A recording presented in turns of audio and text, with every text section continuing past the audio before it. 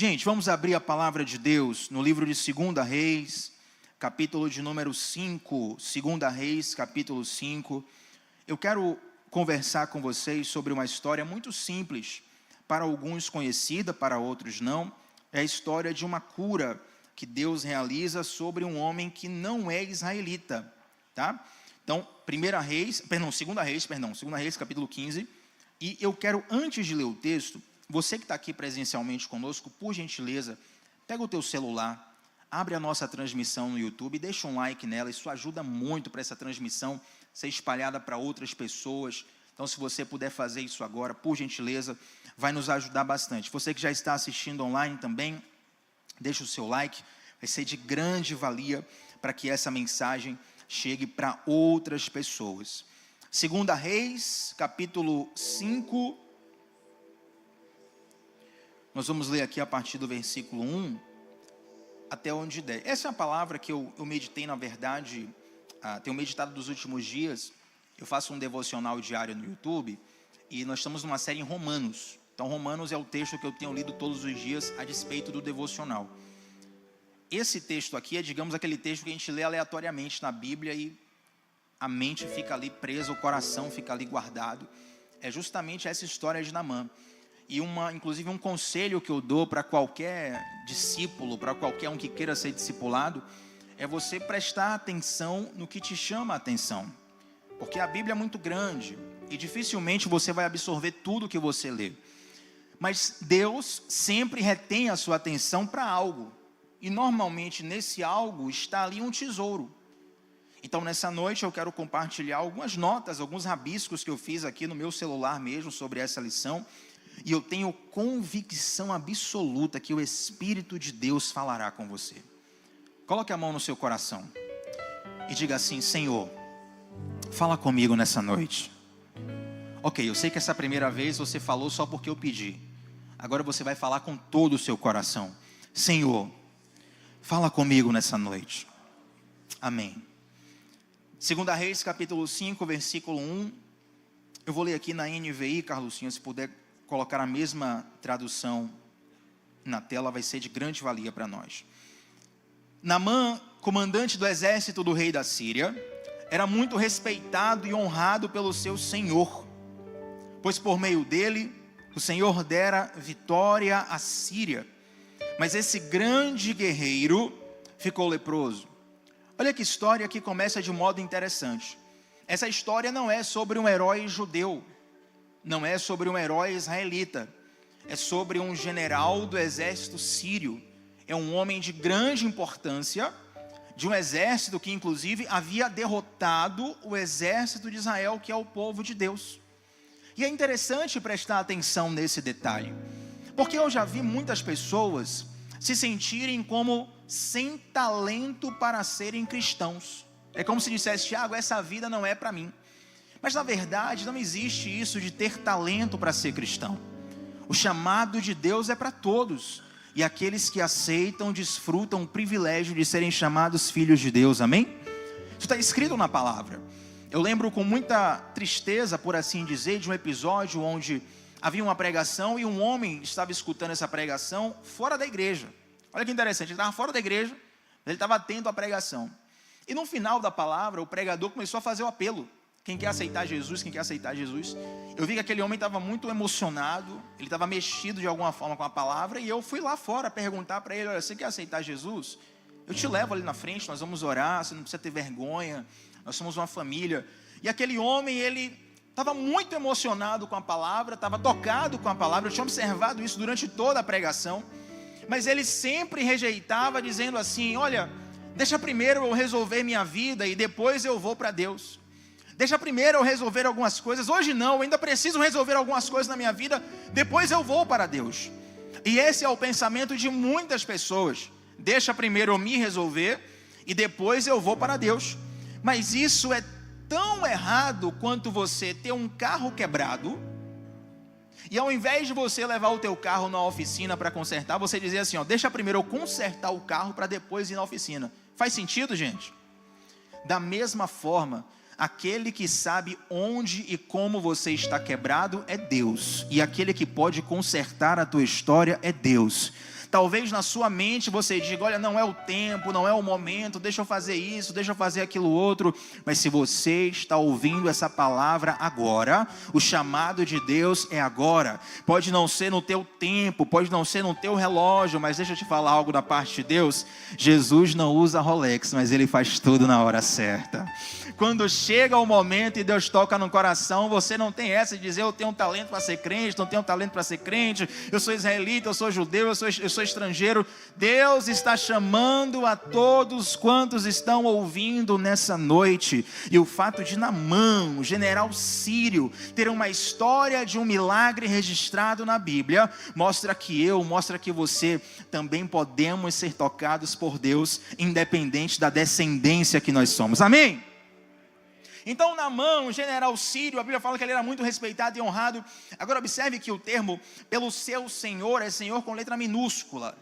Ele era respeitado e honrado pelo seu senhor, ou seja, o seu rei, porque o Senhor com letra maiúscula havia dado vitória à região da Síria, à nação síria, por meio dele. Observe que mesmo a nação pagã, ela obtém vitória pela autorização de Deus. Então ele era um general, ele era um herói nacional. Eu não sei qual herói nacional nós podemos pensar no Brasil, porque o Brasil, na verdade, não valoriza tanto os seus heróis. Naamã, certamente na Síria, era muito mais valorizado do que, vamos colocar aqui, um craque do futebol, um artista brasileiro, ou um político famoso que alguém goste.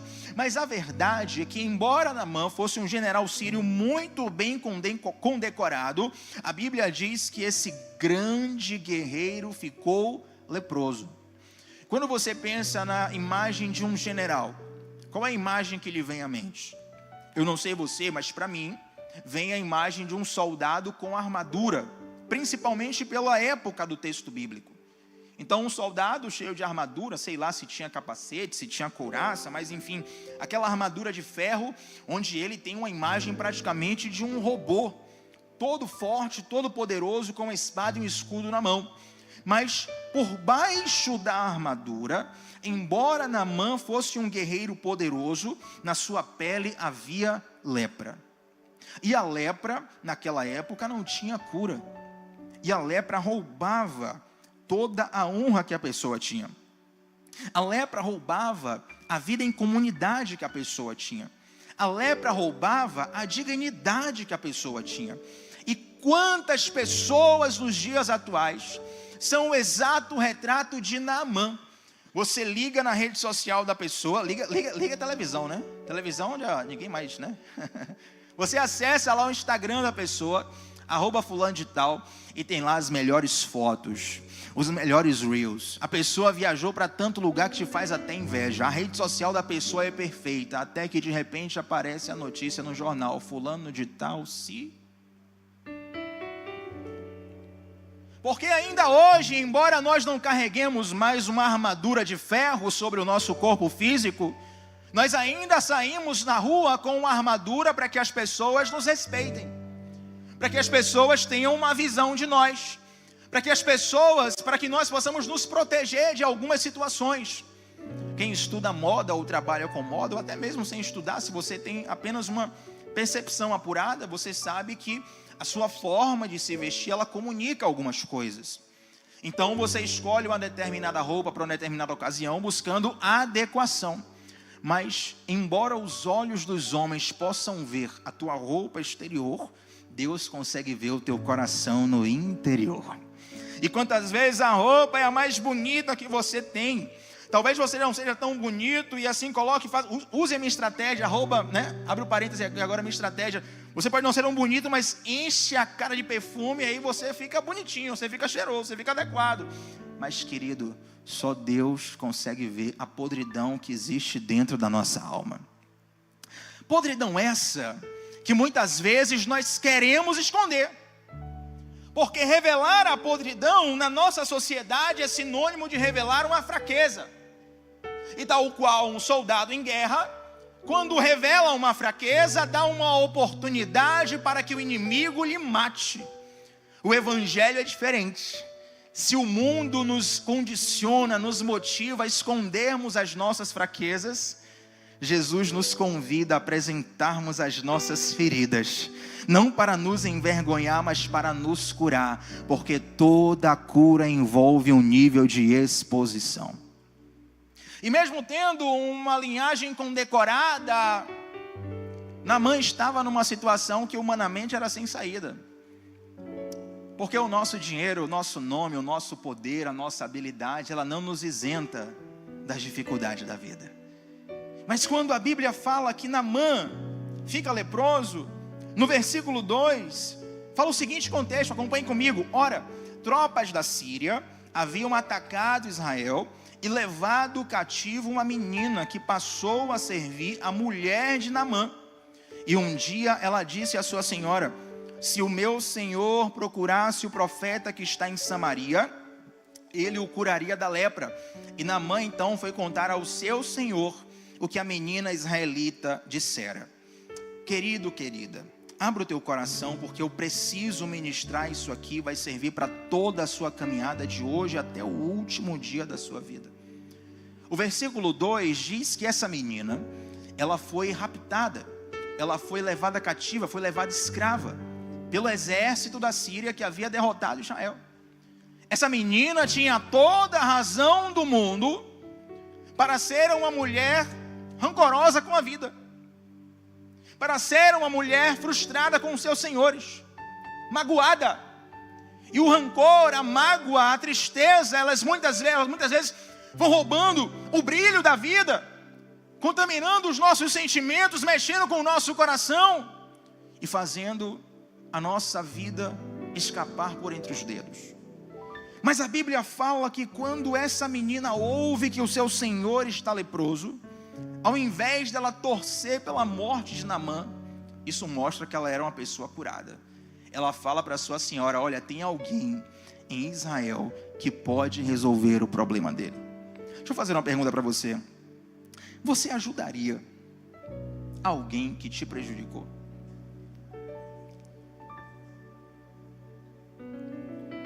Você ajudaria alguém que te prejudicou? Observe que a situação que nós temos de milênios atrás nessa história se apresenta para nós exatamente hoje. Porque a nossa carne nos inflama a nos vingar, mas o Espírito de Deus nos convence a perdoar.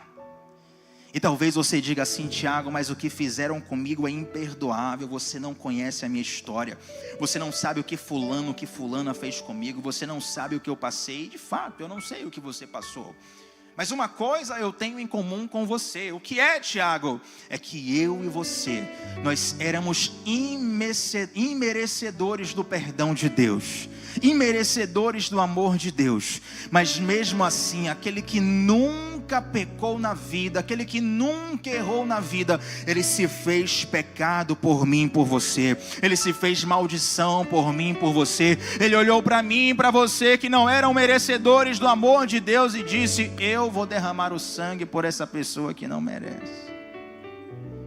E por você ser amado sem merecer, agora Deus também te habilita a amar alguém que não merece. Porque o amor não é para quem merece, o amor é para quem precisa. Sabe quem ganha uma briga? Não é quem tem um argumento melhor, é quem perdoa primeiro. Quem ganha uma briga não é quem tem um argumento melhor, é quem perdoa primeiro. Eu não sei com quem, mas eu sei que Deus está falando aqui. Aquela garota, mais até do que muitos de nós, tinha profunda justificativa para torcer pela miséria do seu senhor. Estamos falando de uma garota que foi tirada da sua família, que foi tirada do seu país, que não tinha previsão de retorno, não era dívida, perdão, não era escravidão por pagamento de dívida, era escravidão por guerra, despojo de guerra. Ela ia viver o resto da vida toda ali.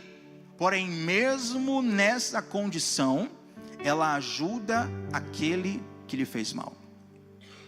Quem é verdadeiramente sarado por Deus não tem dificuldade de ajudar aquele que lhe fez mal. Talvez, queridos, em toda a história de Naamã, E Naamã, digamos, o centro dessa história aqui, o personagem principal, quem mais me ensina é essa garota. Por quê, Tiago? Porque quem mais me confronta é essa garota. Eu consigo me identificar muito mais com essa garota do que com Naamã. Porque muitas vezes temos a oportunidade de fazer justiça com as nossas próprias mãos. Mas precisamos acreditar que Jesus já fez a justiça perfeita e nós não precisamos fazer mais nada. Sabe o que eu aprendo com essa garota? É uma frase que você vai marcar e vai colocar no teu Instagram, vai marcar @LírioArmação, mas você já viu no Instagram, no MSN, no Orkut, no ICQ, na internet. Você já viu em vários lugares, inclusive no folhetinho que alguém te deu na rua. Floresça onde Deus te plantar. Não apenas na sua família, não apenas no seu país, não apenas numa situação favorável. Floresça aonde Deus te plantar. Mas Tiago, Deus me plantou num lugar completamente inóspito, mas é justamente esse lugar que está precisando florescer. E tenha fé, porque até no lixão nasce flor. Quando Deus te coloca numa situação difícil, é muito comum que nós venhamos orar a Deus para Deus nos tirar dessa situação difícil. Aí Deus está lá te colocando na situação, você está orando, Deus me tira da situação. Aí Deus está dizendo, não foi eu que te coloquei aí. Aí você está dizendo, não, mas Deus me tira daqui. Um dos pedidos de oração que eu mais recebo, não sei o ministério de intercessão, mas os pedidos que eu mais recebo é assim, irmão Tiago, ore para Deus mudar o meu trabalho é uma luta, é uma peleja, irmão Tiago, é um inferno na terra. Lá tem principado, tem potestade, e você começa a falar mal de todo mundo no trabalho. Meu irmão, se o teu trabalho é tão tóxico assim, mais do que nunca, esse lugar precisa de você. E você precisa entender que mesmo que você não esteja num lugar onde você gosta, Deus te colocou ali e você precisa cumprir o propósito para o qual Ele te colocou. Amém? Então o texto continua dizendo que Naamã vai ao seu senhor, e verso 5, o rei da Síria respondeu, vai, eu lhe darei uma carta que você entregará ao rei de Israel.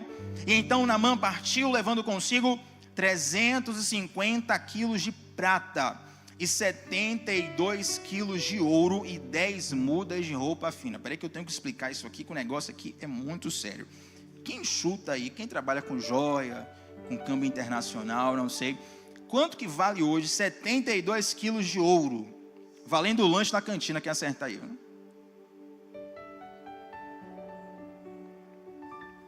Ué, ninguém? Cadê? Ninguém trabalha com ouro aqui, não? Não, deu Google aí, não foi? Cadê? Quem foi? Levanta aí. Que o Senhor te abençoe e te guarde. Que o Senhor faça resplandecer o seu rosto sobre ti e tenha misericórdia de ti. Que o Senhor sobre ti levante seu rosto e te dê a paz. Rapaz, o cara deu Google. Eu ia falar antes de beber água. Google não vale, mas como eu não falei, né, o irmão Fred vai pagar um lanche para você na cantina no final, em nome de Jesus. Gente, estou falando de hoje. Hoje. 72 quilos de ouro. Eu dei esse Google também para poder, né, fazer a brincadeira com vocês. Vale mais ou menos 11 milhões de reais. Naquele tempo valia mais. Por quê? Porque o ouro naquela época era mais escasso. Quem estudou a história do Brasil sabe que o Brasil ele teve muito ouro levado daqui para fora, para a Europa e para outros lugares. E o Brasil, no tempo no auge do garimpo no Brasil, o Brasil tinha mais de 50% do ouro no mundo inteiro. O Brasil é provavelmente o país com maior quantidade de riquezas naturais, riqueza que eu falo, riqueza financeira mesmo, naturais, minerais, do mundo. Então nessa época aqui só tinha índio, irmão, não tinha Pedro Álvares, não tinha Europa, não tinha... Então o ouro era muito mais escasso. Se é 11 milhões hoje, naquela época era muito mais. Isso porque eu não coloquei aqui os quilos de prata, as roupas finas. O que é que eu quero te dizer aqui? O cara sai da Síria com uma oferta de 11 milhões de reais por baixo para o profeta curar ele. Será que esse cara queria ser curado, sim ou não? Quem tem 11 milhões de reais aí, irmão, pagar numa consultoria, numa mentoria aí? Eu lembro que há um tempo atrás, o Donald Trump, né, antes de ser presidente, depois eu nem sei se ele dá consultoria, mas enfim, a presidência tornou ele muito mais famoso do que ele já era. Mas o Donald Trump, ele já era um empresário muito bem sucedido lá. Inclusive aquele programa que aqui no Brasil era, acho que O Aprendiz, é isso mesmo, com Roberto Justus, era inspirado no Donald Trump lá. E naquela época, quando o Trump ainda era um peixe pequeno, a consultoria dele, você sentar com ele assim, 30 minutos, para pedir um conselho sobre a empresa, era $1 milhão. Você imagina o que esse cara está levando para o profeta curar ele. Agora, por que você precisa entender esse contexto? Vamos ler o seguinte, versículo 6. A carta que levou ao rei de Israel dizia: junto com esta carta, estou te enviando o meu oficial Naamã, para que o cures da lepra. Versículo 7. Assim que o rei de Israel leu a carta, rasgou as vestes e disse: por acaso sou Deus capaz de conceder vida ou morte? Porque este homem me envia alguém para que eu o cure da lepra. Vejam como ele procura um motivo para se desentender comigo. Dê uma pausa aqui. A Síria já havia afetado Israel militarmente. A Síria tinha neste momento uma proeminência política sobre Israel. Então o rei da Síria manda uma carta para o rei de Israel. Fala assim: olha, eu quero que você cure o meu servo Naamã de lepra. O rei de Israel pensa assim: peraí, esse negócio é impossível. Com certeza esse cara está querendo procurar confusão comigo. Sabe quando alguém te pede algo impossível de fazer só para procurar confusão com você? Foi isso que o rei pensou. Então o rei rasga suas vestes, porque ele pensa o seguinte: eu não vou conseguir curar Naamã. Quando Naamã não for curado, o rei da Síria vai ficar furioso comigo e vai mandar o exército dele aqui, vai me matar. Então neste caso, passa a ser uma questão de vida ou morte para o rei de Israel e de uma possível derrota militar para toda Israel. Por que eu tive que fazer esse rodeio todo? Para você entender que já não se trata mais da cura de um homem ou não, já se trata da existência de uma nação ou não. Provavelmente, se esse homem não fosse curado, um genocídio aconteceria. E é por isso que o rei de Israel, ele rasga as vestes. Quando um judeu ele rasga as vestes, aquilo é um sinal de humilhação, aquilo é um sinal de luto, aquilo é um sinal de: Deus, por favor, você precisa fazer alguma coisa, porque eu não consigo mais. Porém, um texto me diz o seguinte, versículo 8: quando Eliseu, o homem de Deus, soube que o rei de Israel havia rasgado suas vestes, mandou-lhe esta mensagem. Deu uma pausa aqui.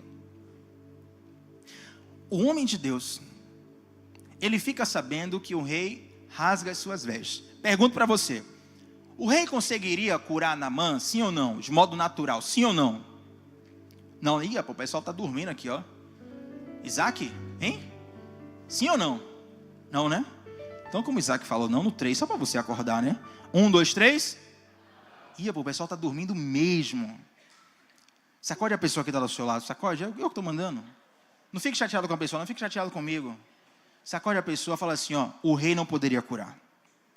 Não, é só vale se sacudir, irmão. A experiência cristã, evangélica, gospel brasileira do século 21, você precisa sacudir a pessoa do seu lado.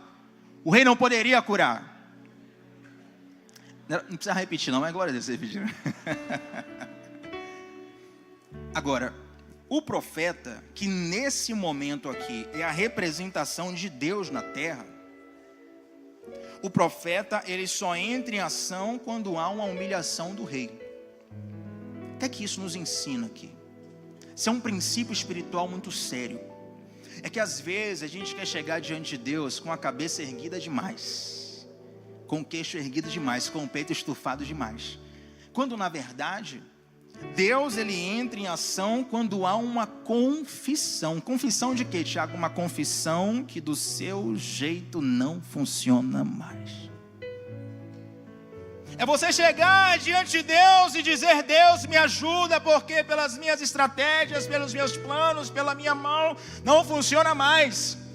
E a Bíblia me fala uma coisa, aleluia. A Bíblia diz assim: um coração quebrantado e contrito, o Senhor não desprezará.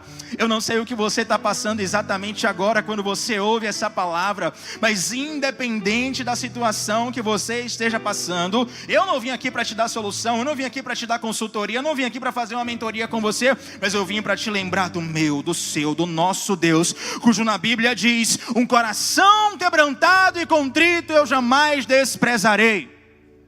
Deus está te conclamando para você dizer: eu desisto. Deus está te conclamando para você dizer: do meu jeito não funciona mais. Eu reconheço que não tem mais jeito. Quantos querem viver um milagre de Deus aqui? É interessante que quando eu faço essa pergunta, todo mundo levanta a mão. E se alguém me perguntar, eu levanto a mão também, que eu quero viver os milagres de Deus. Só que nós queremos viver os milagres de Deus, mas nós reclamamos quando o cenário do milagre está sendo montado. Qual a definição de milagre, gente? É algo que é impossível ao homem. Então, para que um milagre aconteça, é preciso que o cenário da impossibilidade seja montado. Cara, crente é tudo doido. Mas Deus usa as coisas loucas desse mundo. A Bíblia fala que a sabedoria dos homens é loucura para Deus, a sabedoria de Deus é loucura para os homens. Quando o cenário da impossibilidade vai sendo montado ao seu redor, quando as dificuldades vão crescendo, as impossibilidades vão aumentando, não é para você desanimar. Se você conhece o Deus da Bíblia, se você conhece a palavra de Deus, se tem algo queimando no seu coração aí, não é para você desanimar, porque algo está sendo montado, um cenário está sendo montado para que Deus possa agir na sua vida. Preparas uma mesa perante mim na presença dos meus inimigos. E quantas vezes, quando o cenário do milagre vai sendo montado, nós vamos desanimando. Mas na verdade, o milagre se trata de nós sairmos de cena e Deus entrar em cena. Sabe por quê? Versículo 8, Eliseu fala assim, eu vou até repetir o versículo todo. Quando Eliseu, o homem de Deus, soube que o rei de Israel havia rasgado suas vestes, mandou-lhe essa mensagem: por que rasgaste tuas vestes? Envia o homem a mim, e ele saberá que há profeta em Israel. Deixa eu traduzir isso aqui para a sua vida, porque talvez você não tenha entendido. Eu quero falar para você nessa noite, meu irmão e minha irmã, munido da autoridade de pregador, de profeta, de homem de Deus e de seu irmão nessa noite também. Por que você rasga as suas vestes e chora? Monta essa causa na mão de Deus, e você saberá que há Deus em Israel. Você saberá que há Deus na tua família. Você saberá que há Deus na tua vida. Você saberá que existe uma força maior. Não é o universo, não é alguma entidade superior. É o Deus de Israel que está no controle da tua história em todo o tempo. Precisa entender isso. Esse fervor e essa convicção, ela tem sido perdida pelo povo de Deus. E nós precisamos resgatar essa essência, porque sem ela todo conhecimento não vale de nada. Toda palavra bonita não vale de nada. Toda palavra no original não vale de nada, meu irmão. A fé é a convicção daquilo que não se vê e a certeza das coisas que se esperam, porque sem fé é impossível agradar a Deus. Porque aquele que se aproxima de Deus precisa confiar que Ele é recompensador daqueles que o buscam. Quando você chega diante de Deus achando que Deus não vai agir, para Deus é como se fosse uma ofensa. Como é que você me pede uma coisa e no fundo você não acha que eu sou capaz? Interessante que Romanos capítulo 4, eu falei da série dos devocionais, estou estudando Romanos. E em Romanos capítulo 4 fala sobre a fé de Abraão. Eu lembro, rapaz, esse devocional, quando eu fui fazer esse devocional, até me emociono aqui, porque realmente fui fazer o devocional assim, coração queimando, né? Aí interessante que eu comecei o devocional, falando assim, pessoal, eu não sei se vocês vão sentir o que eu estou sentindo aqui. E aí eu comecei a falar sobre a fé de Abraão. E fé, uma coisa sobre fé é que fé tem níveis. É difícil que alguém aqui tenha o mesmo nível de fé que Abraão teve. O nível que Abraão teve foi muito grande. Marcou a história, tanto que ele é o pai da fé. Mas, mesmo que você não tenha o mesmo nível de fé que Abraão teve, você pode ter o mesmo tipo de fé.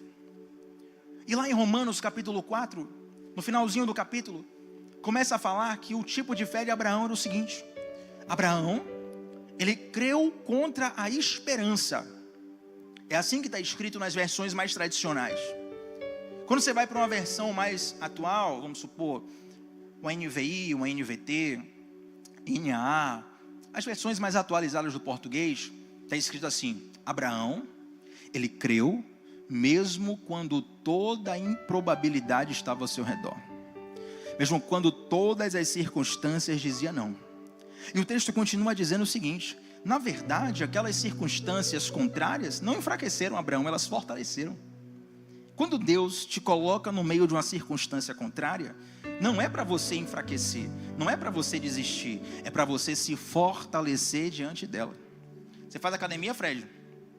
Misericórdia, olha Deus falando, Fred. Não foi à toa que o Espírito de Deus... Quem faz academia? Você faz academia, né?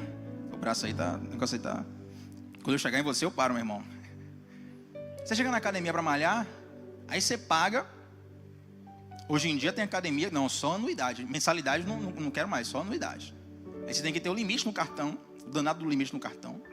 Sair de sua casa, ir para academia, e você chega lá e o personal manda você pegar peso.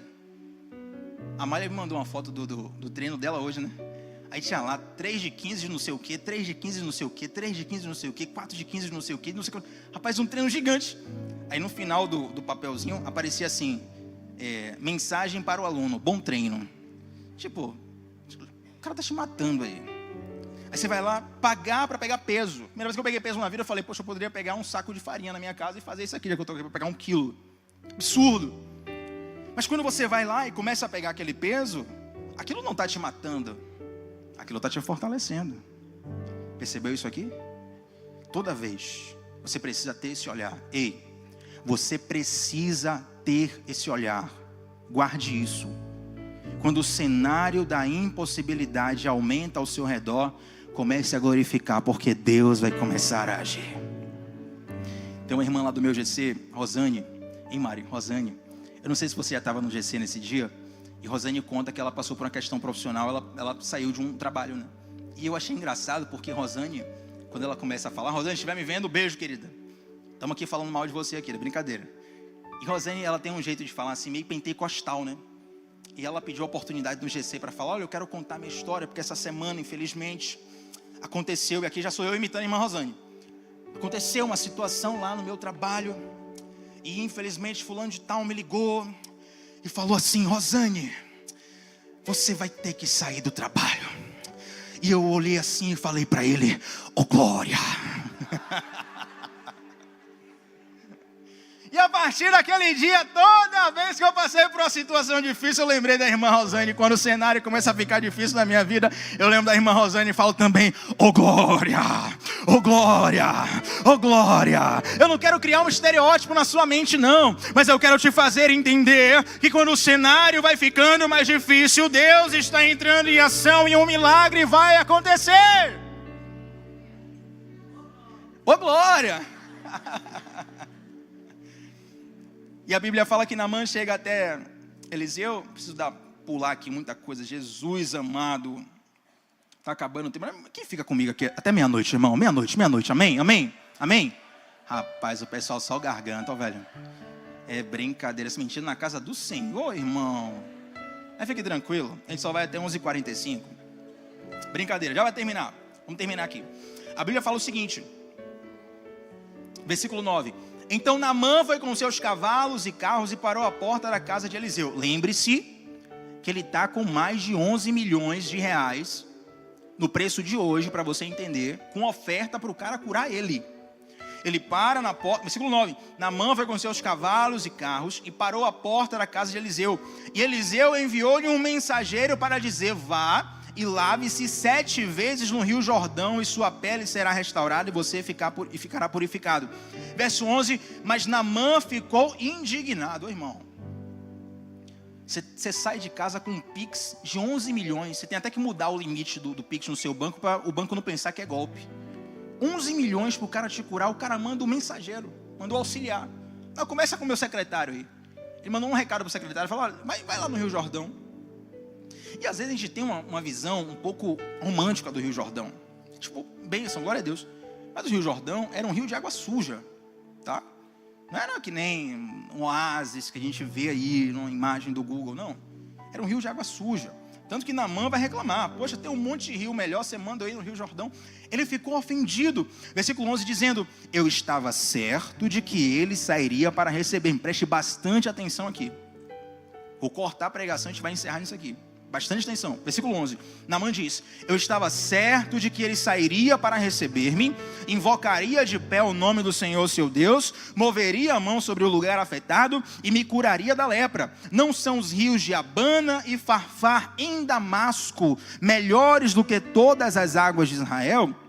Será que não poderia lavar-me neles e ser purificado? Então foi embora dali furioso. Ouça, ouça, abra teu ouvido, abra teu coração, abra tua mente. Se você quiser escrever isso num celular, se você quiser escrever isso num caderno, mas você precisa sair daqui com essa lição em nome de Jesus.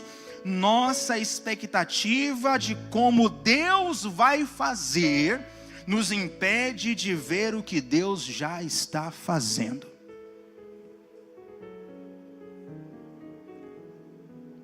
A gente cria tanto estereótipo de como Deus vai fazer, que a gente deixa de perceber o que Deus já está fazendo. A expectativa de Naamã era, poxa, general Sírio, né? Por cima da carne seca, 11 milhões no Pix, peça de roupa nova. O cara vai sair ali, vai levantar, vai estender a mão, vai dar um terra, falar em línguas, vai impor as mãos sobre minha cabeça, eu vou ser curado milagrosamente, uau! E ele ficou tão ofendido, e muitas vezes nós desperdiçamos o agir de Deus em nossa vida, porque a gente quer que Deus haja conforme o nosso roteiro. E às vezes, para o roteiro de Deus entrar em cena, você tem que rasgar o seu. Pega uma lição. Muita gente vem para Deus com a seguinte pergunta no coração. Muitas vezes essa pergunta não é consciente, é inconsciente. Mas vem com a seguinte pergunta: Deus, o que é que o Senhor pode me dar? O que é que o Senhor quer me dar? O que é que o Senhor quer acrescentar em minha vida? Mas uma pergunta que revolucionou o meu relacionamento com Deus e ensino no meu discipulado, para qualquer discípulo, umas perguntas básicas. Você chegar para Deus e falar assim: Deus, o que é que você quer tirar de mim? Observe. Quer crescer em Deus? Eu não tenho toda a noite aqui, eu não vou ficar até meia-noite aqui. A pregação vai acabar, o culto vai acabar, sua vida vai continuar. Ainda hoje, na verdade, ainda agora, pega teu celular. E você vai escrever aí nas notas, vai escrever no WhatsApp. Quem tem aquele grupo de rascunho, né, que só tem você no grupo. Ou então quem não tem esse grupo vai ter que mandar para alguém dizer, é só para salvar. Mas você vai colocar assim: Deus, o que o Senhor quer tirar da minha vida? Escreve isso. Escreve isso. Você vai escrever agora. Se você quiser, coloca um alarme no teu celular para amanhã de manhã você lembrar disso. Quando o alarme tocar, você vai orar a Deus e você vai ficar atento. Deus não vai descer com a resposta automática, não. Ele vai falar durante o dia. Mas, para você ver como Deus é Deus, feche seus olhos agora. E faça a pergunta: Deus, o que é que o Senhor quer tirar da minha vida? Não precisa demorar muito. Deus já falou com você. Qual foi a primeira coisa que veio na tua mente?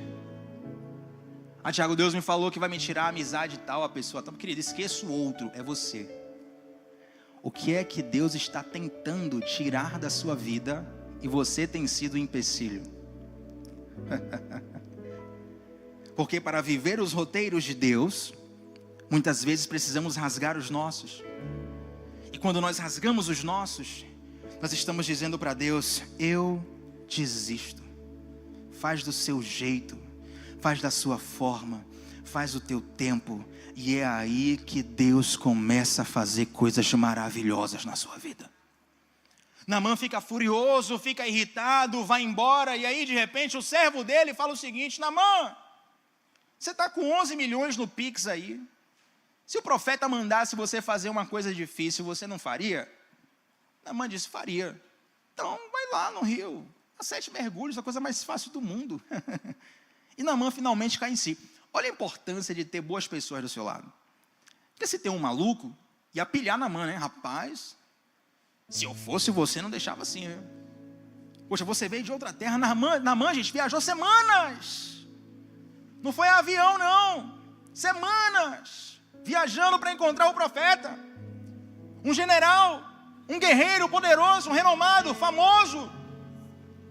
Mas por dar ouvidos a uma menina escrava lá atrás, e por dar ouvidos a um servo que estava abaixo dele nesse momento, ele não perdeu a bênção. Às vezes, a gente espera um grande profeta bradar sobre nós, e desperdiçamos a oportunidade de perceber o Deus que fala nos detalhes. Aí Naamã fala, é verdade, estou aqui com 11 milhões no Pix, então não custa nada ir lá no Rio. A história vocês conhecem. Para quem não conhece, semana que vem eu vou terminar. Brincadeira, gente. A história vocês conhecem. Naamã, ele vai no rio, mergulha 7 vezes, e a Bíblia fala que a pele de Naamã se tornou limpa como a pele de uma criança recém-nascida, sem manchas, sem marcas, sem máculas. E eu quero que você se coloque de pé agora para parecer que está terminando. Mas feita essa introdução, o que eu quero pregar nessa noite é o seguinte, brincadeira. Da forma que Naamã não acreditava, de um modo que nem passava pela cabeça dele, Deus faz um milagre, ou seja, algo que era impossível para a medicina da época, a cura de uma lepra. Aquilo que era um atestado de morte na vida de Naamã, se torna um retrato das digitais de Deus. E hoje aqui, século 21, Brasil, idioma português que nem havia sido criado, nós estamos ouvindo a voz de Deus através da história desse cara. Eu profetizo, quem quiser pegar que pegue em nome de Jesus, eu profetizo que o que Deus vai fazer na sua vida vai ser instrumento de salvação na vida de muitos em nome de Jesus. Eu profetizo que os milagres que você vai viver serão tão poderosos, que as pessoas vão enxergar as digitais de Deus na sua vida. Eu profetizo que aquilo que é impossível ao homem curar, que é impossível ao homem transformar, o Deus que pode todas as coisas, o Deus para o qual não há impossíveis, Ele vai tocar na sua vida, e através da obediência simples, você vai viver resultados espetaculares. Através da obediência simples, você vai viver resultados espetaculares. Você não vai precisar pagar ninguém, você não vai precisar dar uma oferta grande, você não vai precisar agradar ninguém, basta somente mergulhar no rio de Deus, e o Senhor vai te curar, e o Senhor vai te restaurar, e o Senhor vai apagar manchas da sua vida que a vida não consegue tirar, que o homem não consegue tirar, que o médico não consegue tirar. Ele vai fazer novas todas as coisas. Irmão Tiago, isso é frase de efeito? Não, está escrito na Bíblia, 2 Coríntios capítulo 5, versículo 17, se alguém está em Cristo, esse alguém então é nova criatura, aleluia. As coisas velhas se passaram, e eis que tudo se fez novo. E assim como Naamã viveu um milagre, você vai viver também. Feche os seus olhos nessa noite. Deixa o louvor cantar 1 minutinho, mas nesse momento, ore ao Senhor. Agora é o seu momento.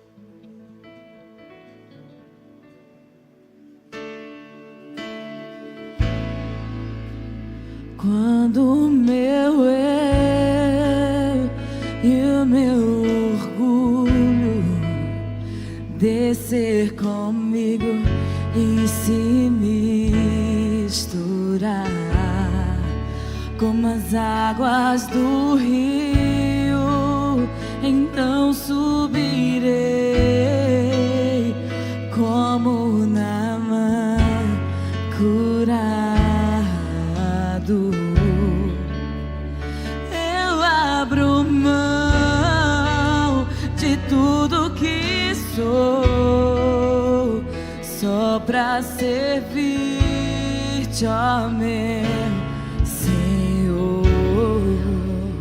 Eu abro mão de tudo que sou, só pra te adorar. Senhor,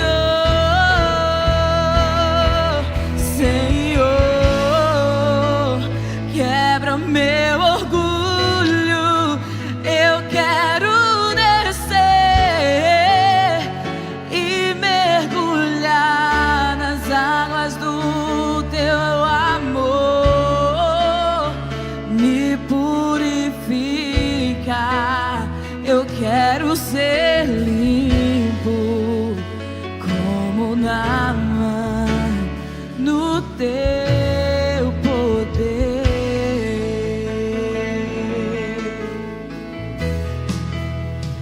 Quando meu eu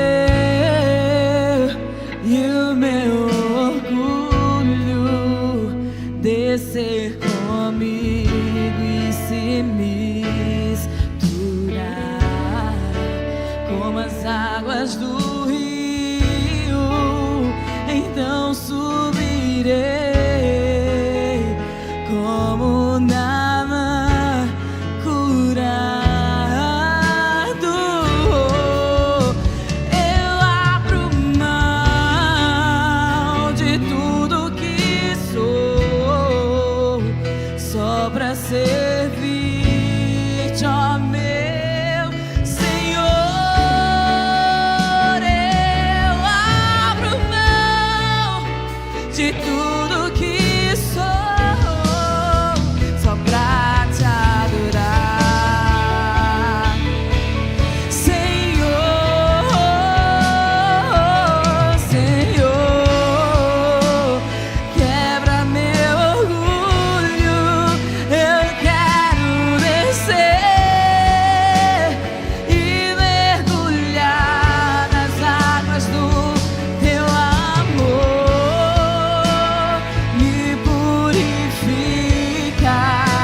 Eu quero ser limpo como Naamã no teu poder, Senhor. Quebra o meu orgulho. Eu quero descer e mergulhar nas águas do teu amor. Me purificar. Eu quero ser limpo como Naamã no teu poder. Ah, glória a Deus. O Senhor já falou nessa noite. Nós já estamos saindo daqui renovados. Nós já vamos encerrar e fazer uma oração para encerrar. Mas eu quero fazer um convite especial para você que nunca fez uma aliança pública com Jesus. Não é um convite para fazer parte de uma religião, mas é um convite para dizer sim ao Senhor. E você que nunca fez isso, ou que já fez e precisa refazer, eu quero te oportunizar isso nessa noite. Se tem alguém aqui, faça um sinal com sua mão e nós vamos orar por você. Tem alguém que deseja fazer uma aliança com Jesus? Tem uma pessoa ali, louvado seja o nome do Senhor, glória a Deus. Tem mais alguém que deseja fazer essa aliança? Mais pessoas aqui, ali, glória a Deus, ali também. Louvado seja o nome de Jesus. Tem mais alguém? A gente precisa encerrar essa noite, não posso me demorar. Tem mais alguém? Então eu quero convidar essas pessoas para virem aqui à frente rapidamente. 30 segundinhos, nós vamos orar por vocês. Ah, Deus bom, maravilhoso, santo, lindo, puro, verdadeiro. Vem aqui à frente, nós vamos orar por vocês. Nós vamos orar por vocês. Coloque a mão no coração. Pode vir, querida. Coloque a mão no coração. Você que está no banco, por gentileza, estenda as mãos aqui para frente. Senhor Deus, aqui estão vidas que te pertencem, Pai, que fazem nesse momento uma aliança pessoal contigo. Pessoas que estão assim como Naamã, mergulhando no teu rio e fazendo uma decisão. Ao vir aqui à frente, eles dizem que estão decidindo por ti. Ao vir aqui à frente, eles estão desistindo das suas próprias estratégias e abrindo espaço para o teu agir, Senhor, para o teu mover, Deus. Ó Pai, todos nós temos algo parecido com a lepra na alma. Algo que pela nossa carnalidade a gente tenta esconder, algo que nós sabemos que é preciso resolver, e coisas, ó Deus, que talvez nem nós saibamos, mas o Senhor nos conhece melhor do que nós mesmos. Meu Pai, nesse momento, essas pessoas com a mão no coração estão dizendo: Senhor, faz em minha vida. E como teu povo, como igreja, nós te pedimos, Deus, faz nessas vidas, faz através dessas vidas, faz o que o homem não pode fazer, toca onde o homem não pode tocar, transforma de uma forma que o homem não pode transformar. E nós te glorificamos por essas vidas, nessa noite, em nome de Jesus, e para a glória do Senhor Jesus. Você pode aplaudir ao Senhor nessa noite. Deus abençoe vocês, Deus abençoe. Pode voltar para os seus lugares. Deus abençoe vocês. Deus abençoe vocês. Estenda as suas mãos, querido, em sinal de recebimento. Vamos orar para encerrar nessa noite. Espírito de Deus, muito obrigado, Pai, por esse tempo na sua presença. Muito obrigado por cada oração, cada louvor, pela palavra ministrada. Nós te pedimos, Deus, para que este culto não termine essa noite, não de um modo literal, mas que a semente que aqui foi plantada, as palavras que foram liberadas, hoje sementes, amanhã árvores de bons frutos. Meu Deus, faz coisas maravilhosas em nós e através de nós, e nós vamos honrar e louvar o teu nome para todo sempre. Nós te agradecemos, ó Deus, por tudo, e leva-nos em paz para casa, ó Deus, em nome de Jesus e para a glória de Jesus. A igreja diz: Deus abençoe, meus irmãos, uma boa noite, vão em paz.